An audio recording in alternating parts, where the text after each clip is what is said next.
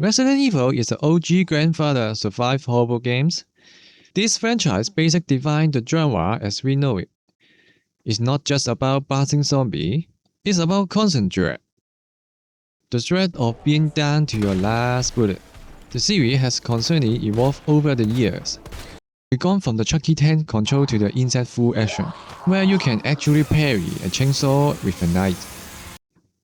In this video, I'm going to break down which Resident Evil gameplay I think is the GOAT. But before we dive into that, we're gonna talk about core gameplay first. The series is built on 4 elements: resource management, puzzle, exploration, and combat. First up is resource management. You are loot for guns, ammo, and herbs to take down enemy as boss, but the catch is your infantry space is super limited. Do you pack extra heal to play it safe, or load up on firepower to blast all enemy? Second is puzzle. The map are packed with locked doors. You need to clear them to advance to the next stage. Sometimes those puzzles are the only way to unlock what you need to take down a boss. You will loop the area many times, hunting for key items to open the new area. Basically, exploration and puzzle solving are your daily grind. Third is exploration. The map is loaded with all kinds of loops. If you take time to scour an area, you may often be rewarded with some high-tier weapon or supplies. But seriously, if you don't loot, you're gonna have a bad time during boss fight. You may even die before you even reach the boss. Fourth, combat avoidance. Combat isn't always the answer. You're constantly choosing between clearing enemies for safety or buffing to save resource for other solution. A pro-player move is creeping an enemy, like buffing their legs off and just running past. That is the basically gameplay of Resident Evil. Actually, there are several different gameplay styles in RE, but I think the one of the best is in RE2 Remake. The map design, the atmosphere of terror, the exploration, and the puzzle solving are all excellent. Player need to explore a map, collect resource and key, unlock passage to the new map area. Along the way, zombies will block your path and hunt you down. In this moment, the game cranked up the challenge. The zombies are already a huge pain because they are so hard to die and born sometimes. Then the game throws an invincible boss at you, stalking you whole time. Your attack can stun him for only a few seconds. It means you can't kill him. There are some moments where you're trapped in a tight spot, forced into a deadly game for cat and mouse until you can crack a puzzle and then get out of there. It overwhelms you with uncertainty, pure terror, and psychological stress. But same times, you have to use your brain to clear the puzzle. It takes the horror to a warm new level. Honestly, this high-skill escape and puzzle solving is the absolutely peak of Resident Evil gameplay. The difference between the remake version and OG version is all about agile combat. They move past of clunky tank control to a new system, where you can move and shoot at the same time. You can move sideways or back. It is more flexible movement now. Also, remake version keep that old school creepiness ambience while acting in the modern action, and it doesn't give you too much way to fight back. Horror and action is perfectly balanced. I think this is the best design in RE2 Remake. Also, villains are very important. The boss stalk and chase you while you are solving puzzle all the way. It really shows off how they imposing and iconic they are. Mr. X, when you heard his footstep, he's coming for you. Then you have William Birkin, who show up multi-times throughout the games, evolving into a different form each time. No matter how many creeps you dump into him, he just won't stay down. As the story unfolds and you enter the boss fight area. But the thing is, you can't just beat him with guns. You're going to use the environment and special item to take him down.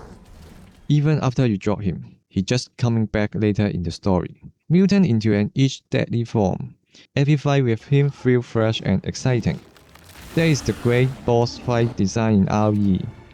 It really gives you that feeling of the boss scaling up and getting deadly as you go.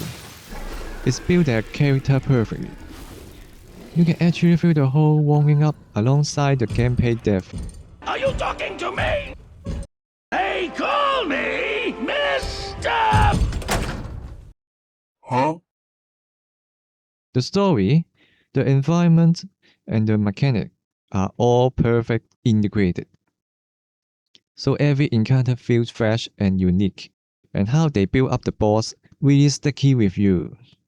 It's the kind of experience that stays in your memory long time after you finish the game. Who is Mr. X, William, Krauser, and Chef? If you're talking about fun things, absolutely the level design in RE4 and RE8. Different chapter, different map style. For example, there are villages, castles, and laboratories. Each area has the distinct anime and theme, so the gameplay never feels stale. You are constantly being threatened by different mobs. The environment, the map layout allow you to use terrain to your advantage. You can each reposition to an open area to take them head on, or climb up the ladder and funnel them, so you can pick them off one by one as they come up, using environmental hazards like explosive barrel for massive AoE damage. The point is the enemy don't respawn. The bullets that you collected are for clearing this area. The kind of trap-based fighting gameplay is leading pure power trip. In RE4, another point I think great is combat. It's not just a shooter anymore. Incorporated modern real-time action elements. It's also one of the most fun gameplay. The game changes is the combat knife. The knife more than just a basic step. It's not that simple though. It's your life insurance. You can perfect parry almost anything. It adds this layer of skills-based defense that make you feel like a total badass. You are straight up all farming with that combat knife. You can defeat flying hatchers, flaming arrow, rusty sickle, chainsaw and even molotov mid-air. Then you have got the crowd control. You stagger enemy with headshot or leg shot just to set up those iconic melee finisher. When you use this melee finish, you are in invincible state. It's not just about sparing bullet, it's about tactical position.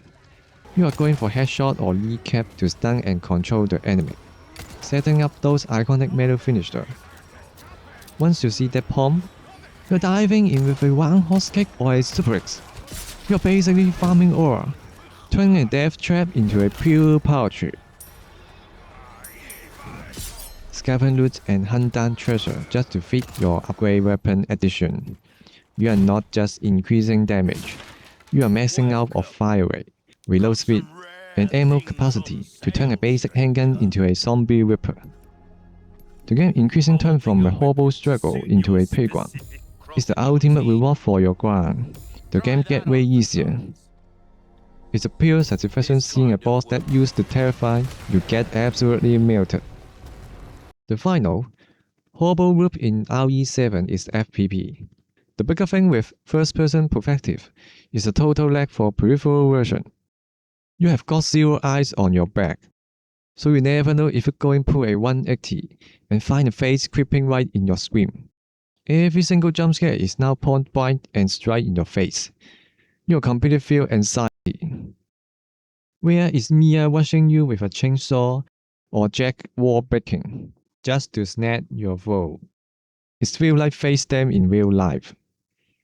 That pressure is on a whole different level. The first person view can't even touch it. So, those are my topics for the best gameplay in Resident Evil. But what about you guys? Which playstyle do you think is the absolute GOAT? And what is your favorite RE series? Drop a comment below and let me know it. I will catch you in the next video. Peace!